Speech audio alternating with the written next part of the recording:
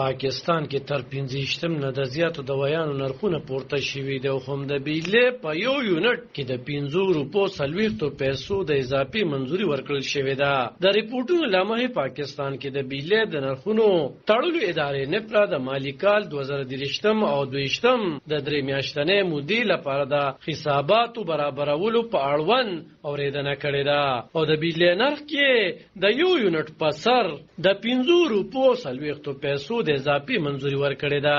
رسنۍ وایي چې نپرا د بیلې ګرانولو په اړه د اوریدنې تفصیلي فیصله وروسته جاری کوي او په دې کې اړوند اوس پریکړه اعلامیه به د مرکزی حکومت له لوري مخې ته راځي. د بیلې د نرخونو سیوا کولو ترڅنګ د دوايانو د نرخونو تړلو ادارې ډریپ هم جون جوړونکو درملو نرخونه سیوا کړي دي.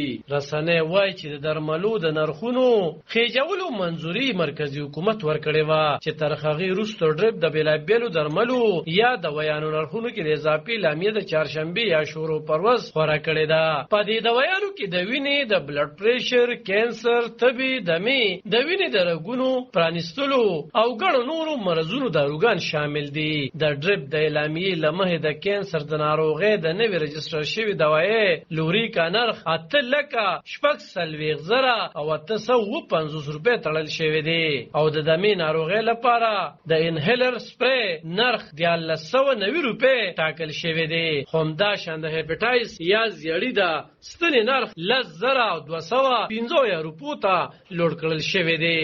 د پیراسټامول د ډریپ هایډریلین د شلو ګولو نوې نرخ 192 روپۍ او د ملیریا په ناروغۍ کې د کارول کیدونکي کلوروکوین نرخ 1,000 روپۍ ټاکل شوی دی. د دې ترڅنګ د کینسر په ناروغۍ د اخته مریضانو لپاره د بوټیزوم ستنې نرخ 15,514 روپۍ او په انفیکشن کې د کارول کیدونکي دوايي زیربکسا نرخ 15,350 روپۍ تړل شوی دی.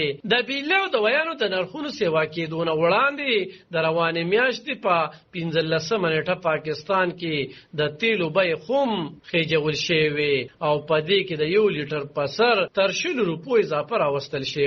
په پاکستان کې د 2 میاشتو نه هم په کمه موده کې د پاکستانی روپۍ په ارزښت کې تر 2% زیات کمی راغلی دی او سخت کال د 8 میاشتو په اوږدو مودو کې د پاکستانی روپۍ ارزښت تر 30% هم زیات غورځېدلی دی. علب خان شیرپو دلبر نیوز 400 پاکستان